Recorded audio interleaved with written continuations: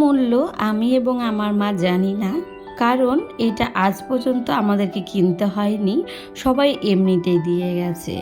আমি কখনো অর্থের অভাবে অসহায় হয়নি, অসহায় হয়েছি প্রিয় মানুষের ছলনা এবং মিথ্যা কথায় এবং ভালোবাসার অভাবে।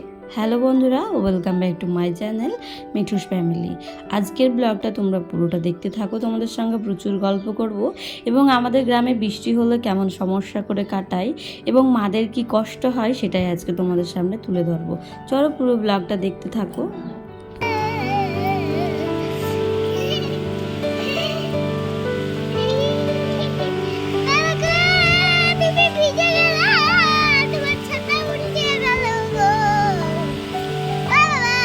হ্যালো আমার প্রিয় প্রিয় ভিউয়ার্সরা, তোমরা সকলে কেমন আছো? আশা করি যে যেখানে আছে ঠাকুরের কৃপায় অনেক সুস্থ আছো। আর আমরাও এই বৃষ্টি বাদলের দিনে সুস্থ রয়েছি, মনের দিক থেকে শান্তিও রয়েছে। কিন্তু দুঃখিত এই যে গ্রামের পরিবেশে না, মানে যেহেতু সবার ঘরেই গরু ছাগল মোষ থাকে, ভেড়া থাকে, তো সেই জন্য এই বৃষ্টির দিন আসলে যতটা না মানুষের কষ্ট হয় তার থেকে বেশি ওই পশুপালদের কষ্ট হয়। তো সবটাই শেয়ার করব, পুরো ব্লগটা দেখতে থাকো। আজ সকালবেলায় যেহেতু বৃষ্টি হচ্ছে, রাত্রে সারা রাত্রি ধরে বৃষ্টি হচ্ছে, তো প্রায় 3 মাস ধরে মাথায় তেল দেওয়া নাই। তো তোমাদের দাদাভাই একটা কাজই করে, বৃষ্টির দিন হলেও তেল দিতে শুরু করে, তাও আবার সর্ষের তেল, একেবারে বাড়ির সর্ষের তেল। তো ও আগে প্রথমে ফার্স্ট মেয়েকে দিয়ে নিয়েছে, তারপরে কিন্তু আমাকে দিয়ে দিয়েছে, তারপরে নিজেও দিয়ে নিয়েছে। মুষলধারে বৃষ্টি শুরু হয়েছে, চারিদিকে একেবারে জল জমে থই থই করছে। বাড়ি থেকে বেরোনোর উপায় নাই, ঘড়ির কাঁটায় বাজে 6:30 মতো। এদিকে দুটো পাখি এসে খাওয়ার জন্য চিচি করছে, যেহেতু রেগুলারই আমাদের ওদেরকে খাবার দিতে হয়, তো সেই জন্য দেখতেই পাচ্ছ মেয়ে এবং তোমাদের দাদা ভাই এই কাজটা সকালবেলায় রেগুলারই করে থাকে। তো সামনেখানেই দিয়ে নিচ্ছে। তো পাখিগুলো খেলে না আমাদের খুব ভালো লাগে, কারণ ওরা অসহায়, এখন মাঠঘাটে খাওয়ার নেই বললেই চলে, একেবারেই কিছু নেই। কদিন আগে তাও আতা, তারপরে হয়তো তোমার ধান ছিল, এখন সেটাও নেই, ওদের খাওয়ার একেবারেই নেই। তো সেই জন্য যতটুকু পারি সকালবেলায় পাখিদের খাবারগুলো দিয়ে নিই। আর এই যে দেখো, মানে সকাল হতে না হতেই এত বৃষ্টি ঝড় বাদল, তাও কিন্তু একটা মানুষের রেস্ট নেই। কার বলো তো? এই যে ঘোষেদের, যারা গরুর দুধ নেয়, তাদেরকে তো প্রতিদিন আসতেই হবে। আর এত বাতাস দিয়েছে আর এত ঝড় দিয়েছে, তোমাদের আর কি বলবো। মনের ভেতরে ভয় লাগছে যে এরকম যদি 7 দিন বৃষ্টি হয় তাহলে হয়তো সব ডুবে যাবে নাকি। পাশের বাড়ি কাকিটাদের বাড়ি গরু আছে যেহেতু, সেই জন্য চলে গেছিলাম ওখানে দুধ আনতে। তো এমন পরিস্থিতি, যাওয়ার উপায় নেই, একেবারে জলে থই থই করছে।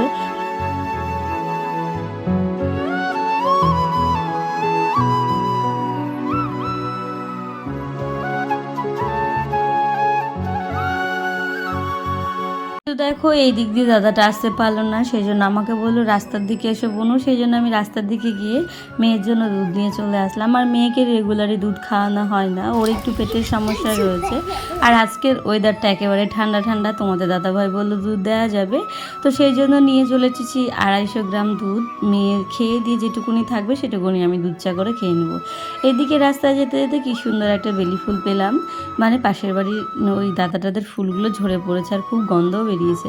এদিকে বাসি কাপড়ে আজকে মেয়ের দুধটা জাল দিয়ে নিলাম, কারণ পরিস্থিতি এমন যে সকাল সকাল কাজ করে রান্নাঘরে ঢুকবো সেটারও উপায় নেই, কারণ কাজ করতে গেলে একেবারে ভিজে সান্ধান করে এসে তারপরে কিন্তু রান্নাঘরে ঢুকতে হবে। সেই জন্য আমি ভাবলাম মেয়েকে আগে দুধটা জাল দিয়ে খাইয়ে নিই, তারপরে বাকি কাজকর্মগুলোই রাখবো।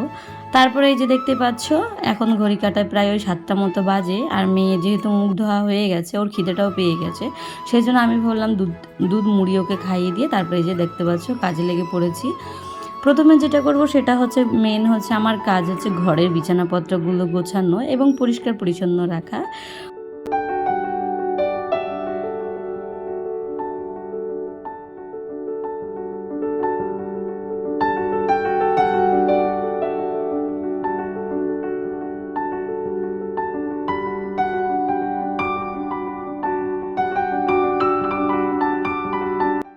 দেখতেই পাচ্ছ সুন্দর করে বিছানাটা গুছিয়ে নিয়েছি। ঘরের মেন জিনিস হচ্ছে বিছানা। বিছানাটা যদি অগোছালো থাকে তাহলে ঘরটা কিন্তু একেবারেই দেখতে ভালো লাগে না। আর বিছানাটা যখন টান টান এবং সুন্দর করে একটা চাদর পেতে দেওয়া হয় তাহলে কিন্তু বিছানা এবং ঘরটা দেখতে খুব সুন্দর লাগে, তার লুকটা একেবারে পাল্টে যায়। এইদিকে মেয়ে চিৎকার করছিল আর তার মাসির সঙ্গে গল্প করছিল চিৎকার করে করে যে বৃষ্টিতে তোমরা ডুবে গেছো, তোমরা ডুবে যাও, আমরা ডাঙার মধ্যে রয়েছি। তো আমি বোঝালাম যে সোনামোনা কারো পরিস্থিতি খারাপ দেখে তাদেরকে অবহেলা করতে হয় না এবং তাদেরকে মুখ ভরে কোনো কিছু বলতে হয় না। সেই পরিস্থিতি তোমারও আসতে পারে।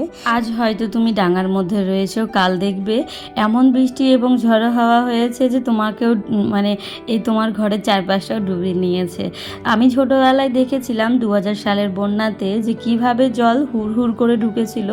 যেহেতু আমাদের বাড়ির পেছনে কিন্তু রয়েছে ভাগীরথী গঙ্গা, সেই জন্য আমাদের এই ঝড় বৃষ্টি বর্ষা বাদল হলে সেই চিন্তাটাই মাথায় আসে। যদি 2 থেকে 3 দিন মাত্র যদি বৃষ্টি শুরু হয় লাগাতার, তাহলে কিন্তু আমাদের গ্রামের প্রত্যেকটা মানুষের মধ্যে ভয় ঢুকে যায়। যেহেতু জলোচ্ছ্বাস যখন বাড়বে তখন কারো বাবার সাধ্য নেই তাকে আটকানোর। তো সেই জন্য মেয়েকে আমি বোঝালাম যে আমি যখন ছোট ছিলাম মানে 2000 সালে, তখন কিন্তু এমন বন্যা হয়েছিল যে আমাদের নিজের খাওয়ারটুকু নিয়ে আমরা পালাতে পারিনি, আর থাকারও সেরকমভাবে জায়গা ছিল না। এই যে আমাদের গ্রামের পরিস্থিতি দেখো, এক রাত্রি একদিনের অবস্থাতে কি হয়েছে। কাকিদের জায়গাটা যেহেতু একেবারে ল্যাটা, সেই জন্য জলটা অনেকটাই জমে থাকে। আর আমাদের জায়গাটা যেহেতু একটু উঁচু করা হয়েছে পরে, আরও আছে কিন্তু এখন তো সেই জন্য একটু উঁচু বলে জলটা একটু কম আসে। আর কাকিটা প্রচুর কষ্ট করে থাকে জানো তো, কাকিটা যা কষ্ট করে থাকে ওই রকম কষ্ট যদি এখনকার মেয়েরা পায় তাহলে তারা সংসার ছেড়ে পালিয়ে যেতে বাধ্য হবে। দিনরাত টর্চার শুরু করে, মানে টর্চার থেকে শুরু করে সব কিছু, গরু ছাগল একা হাতে সব সামলাতে হয়, সংসারে রান্না বান্না যাবতীয়। এখনকার যুগের মেয়েরা যে ওইভাবে পড়ে থাকে এটাও অনেক ধন্য। কোনো মেয়ে শুধু খাওয়া পড়ার জন্য কিন্তু তার স্বামীর ঘরে যায় না, তার স্বামীর ভালোবাসা এবং সুখ দুঃখ ভাগ করে নেওয়ার জন্য কিন্তু তার স্বামীর ঘরে আসে। কিন্তু ওনার কপালে শুধু দুঃখ। আজ পর্যন্ত আমি দেখে গেলাম বিয়ের পর থেকে শুধুই কষ্ট, শুধুই কষ্ট। তো দেখতেই পাচ্ছ বন্ধুরা, এইদিকে কিন্তু আমি ঘর দুয়ারটা পুরো ঝাড় দিয়ে তারপরে চলে এসেছি মুরগির খোপটাকে খোলার জন্য, কারণ ওনারা এত চিৎকার চেঁচামেচি করছে ভেতর থেকে কি আর বলবো। সারা রাত্রি ধরে খোপের এই চালের উপরে একটা ফুটো দিয়ে সারা রাত্রি ধরে জল পড়েছে জানো তো। আমরা সেটা একেবারে খেয়াল করিনি, মুরগিগুলো একেবারে ভিজে ভিজে গেছিলো। ওদেরকে এখন ছেড়ে দিলাম, ওরা সারাটা দিন এইদিকে চড়ে চড়ে বেড়াবে, তারপরে আবার সন্ধ্যাবেলায় হলে নিজের জায়গায় ঢুকে যাবে। তো এরকম ওয়েদার তোমাদের কাদের কাদের ভালো লাগে অবশ্যই কমেন্ট করে দিও।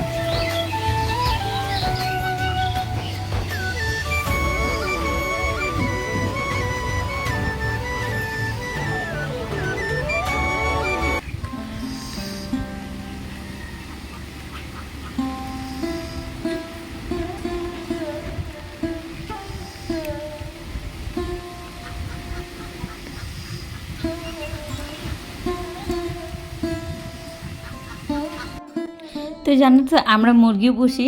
তো আমাদের বাড়ি একদিন একটা মেয়ে আসে, তো সেই মেয়েটা আমাদেরই গ্রামের। তো বলছে তোমরাও মুরগি পোষো, তাই বলছে। তো আশ্চর্য ব্যাপার, গ্রামের প্রত্যেকের বাড়িতে মুরগি থাকলে ক্ষতি নেই, আর আমাদের বাড়িতে মুরগি থাকলে কিসের ক্ষতি ভাই, আমি বুঝে উঠতে পারছিলাম না। ও কিন্তু অবাক হয়ে গেছিলো আমাদের মুরগি পোষা দেখে। আর এই জিনিসগুলো আমার যেহেতু প্রচুর ভাল লাগে, তার কারণ কি জানো, ছোটোবেলা থেকে আমরা হাঁস মুরগি পালন করে এসেছি, সেই জন্য আমার এই জিনিসটা খুব ভাল লাগে। আমার মেয়ের কিন্তু খুব আনন্দ হয় বৃষ্টি এবং ঝড় হলে। ওর বলে নাকি বৃষ্টির আওয়াজে ভালো ঘুম হয়। আর এদিকে দেখতে পাচ্ছ আমি কিন্তু ঘর দুয়ার ঝাড় দেওয়ার পরে এবার উঠোনটাকে ঝাড় দিয়ে নিচ্ছি। যদিও বৃষ্টি পড়ছে, ছাতা নিয়ে কাজ করতে অনেকটা অসুবিধা হচ্ছে, তবে কিছু করার নেই, করতেই হবে। বাসি ঘর দুয়ার পড়ে থাকলে কিন্তু একেবারে একটা মেয়ে কোনো কিছুই করতে পারবে না। সেই জন্য আগে বাসিটাকে ছাড়িয়ে নেব। আর এইদিকে দেখতে পাচ্ছ পাতা লতায় পুরো ভর্তি হয়েছে। প্রায় ঝাড় দিতে আমার অনেক সময় লেগে গেছে, কারণ বৃষ্টি হলে পাতাগুলো না ঝাড় দিয়ে যেতে চায় না, একেবারে সেটে সেটে থাকে। এদিকে উঠোনটা ঝাড় দেওয়ার পর আজ কিন্তু আর লেপিনি, তার কারণ বৃষ্টি হচ্ছে, কোথায় লেপবো, সেই জন্য আর লেপলাম না। যে ধাপিগুলো এমনি জল দিয়ে ধুয়ে নিলাম। আর সারা রাত্রি ধরে যা বৃষ্টি হচ্ছে এমনিতেই সব ধুয়ে ধুয়ে চলে গেছে। আর এই যে বাসনগুলো আমি মেজে নিচ্ছি। তারপরে যেটা করলাম, আজ প্রথম কিন্তু আমি বাসি কাপড়ে ফুল ভেঙে নিয়ে আসলাম, কারণ পরিস্থিতি এমন যে ফুলটা আমাকে পেরে রাখতেই হলো, নাহলে কিন্তু হতোই না। তারপরে দেখো ফুল পেরে সান্ধান করে পুজোও করে নিয়েছি। আর ওই যে একটু মুড়ি মাখিয়ে নিয়েছি। সকালবেলায় কিন্তু যেহেতু ওয়েদারটা একেবারে ঠান্ডা ঠান্ডা, সেই জন্য একটু চা একটু মুড়ি খেয়ে নিলাম। তারপরে মেয়ে বায়না ধরেছে মা খিচুড়ি খাবো, তো সেই জন্য খিচুড়ি বানানোর জন্য দেখতে পাচ্ছ ঘরের আতপ চাল যেহেতু আমাদের বাড়িতে ভাঙিয়ে আনা হয়েছে, তো সেটাকে সুন্দর করে এখন ঝেড়ে নিচ্ছি।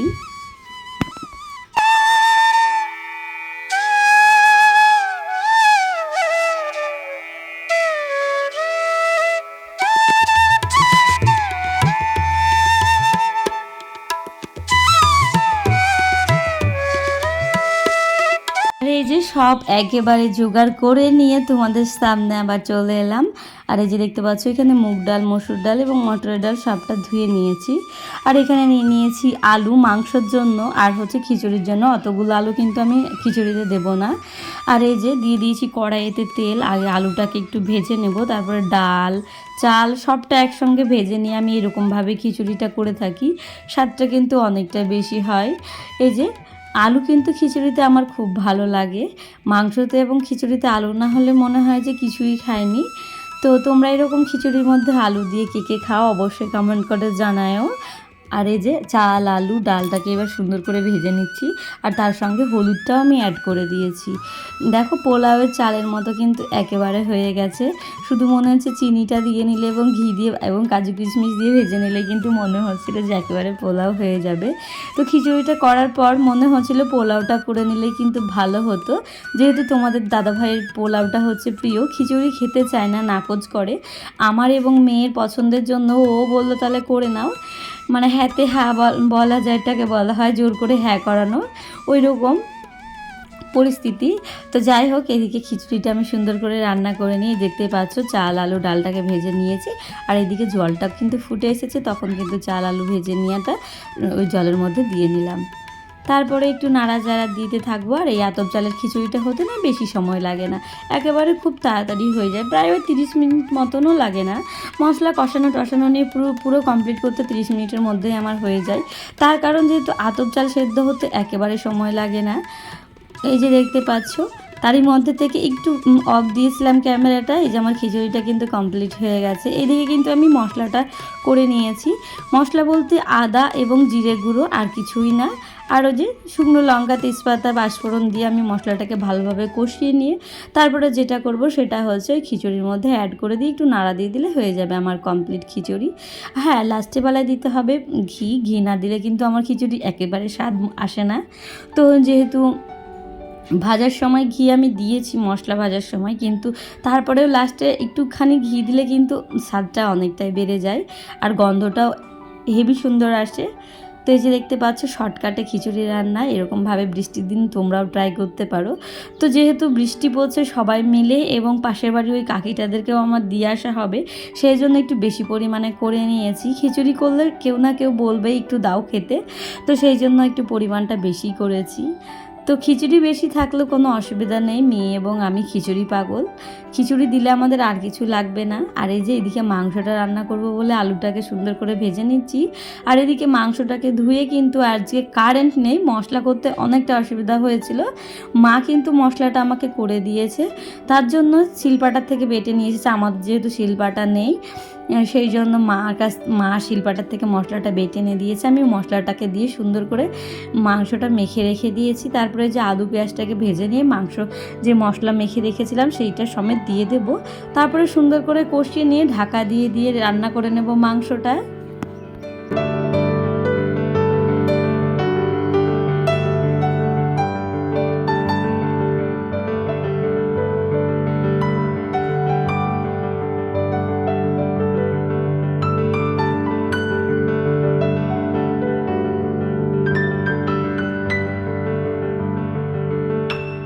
এই যে দেখতে পাচ্ছ আমার মাংসটা কিন্তু একেবারে রান্না কমপ্লিট হয়ে গেছে। আর আজকে মাংসটা এইরকমই করব, যেহেতু আর একটু গ্রেভি হবে, কারণ আমরা হচ্ছে খিচুড়ি দিয়ে খাবো সেই জন্য। আর এই যে মাংসটা আমার কমপ্লিট হয়ে গেছে, এখন নামিয়ে নেওয়ার পালা। তো তোমাদের ফার্স্ট আমি একটা কথা বলেছিলাম, কষ্টের মূল্য আমরা জানি না, তার কারণ এটা আজ পর্যন্ত আমাদের কিনে নিতে হয়নি, সবাই এমনিতেই দিয়ে গেছে। হ্যাঁ বন্ধুরা, আমি এবং আমার মা এত কষ্ট করেছি, হয়তো যদি তোমরা শোনো তাহলে হয়তো তোমাদের চোখে জল থামবে না। আমার মা প্রচুরই কষ্ট করেছে, রান্না বান্না করে কিন্তু খেতে পেতো না কোনো দিনের জন্য না। শ্বশুর শাশুড়ি এবং ভাসুর, তারপরে বড় যা থাকলে সংসারে যা হয়, মানে সবার লাস্টে মানে সংসারে যত কাজ সবই মা করবে। খাওয়া দাওয়া পরিবেশনের সময় হচ্ছে আমার জেঠি এবং ওনাদের খাওয়া দাওয়া হবে, তারপরে মা পাবে, এরকম একটা ব্যাপার ছিল। কিন্তু ওটা আমি একেবারে চোখে দেখেছি, সেই জন্য আমি জানি। আমার বড় হওয়ার পরেও কিন্তু মাকে এই দিনগুলো ফেস করতে হয়েছিল। সেই জন্য যে কোনো খাবার আগে রান্না করলে আমি মাকে দিই, তারপরে আমরা নিজেরা খাই। তো এটা হচ্ছে আমার মায়ের বাড়ি। বিকেলবেলায় দেখো মার ঘরে এসেছি, আমি মেয়ে, তো ঘরের মধ্যে সময় কাটছিল না, তো সেই জন্য মায়ের ঘরে এসেছি। আর মাদের ঘরে নাকি সারা রাত্রি ধরে জল পড়েছে, খুব কষ্ট হয়েছিল, মা সেটাই বলছিল। আর এই যে এখন দেখো রাত্রে যে রান্নাটা করবে সেটার জন্য গ্যাসও নেই, গ্যাসটা শেষ হয়ে গেছে। তো আমি বললাম তুমি উনুনটা ধরিয়ে দাও, আমি রুটিটা ভেজে নিচ্ছি। আর এইদিকে মা বললো তাহলে আমাকে এক ঢপ চাল ঝেড়ে দে, আমার চাল নেই। তো সেই জন্যই দেখতে পাচ্ছ এক ঢপ চালও ঝেড়ে নিচ্ছি। আর এখান থেকে মা আমাকে কিছুটা চাল দিয়ে দেবে আর মাও নিয়ে নেবে। তো সেই জন্য আমি ভাবলাম তাহলে বেশি করে ঝেড়ে নিই, সেজন্য এক ঢপ চাল একবারে নিয়ে চলে এসেছি। প্রায় 15 কেজি মতো চাল রয়েছে, আর একেবারে বাড়ির খাঁটি ধানের চাল। আর এই যে বাড়ির চালগুলোতে না একটা একটা ওই মাছি মরা চালগুলো থাকে, মাকে দেখি ছোট থেকে ওই চালগুলো ফেলে দেয়, সেজন্য আমি কিন্তু ফেলে দিলাম।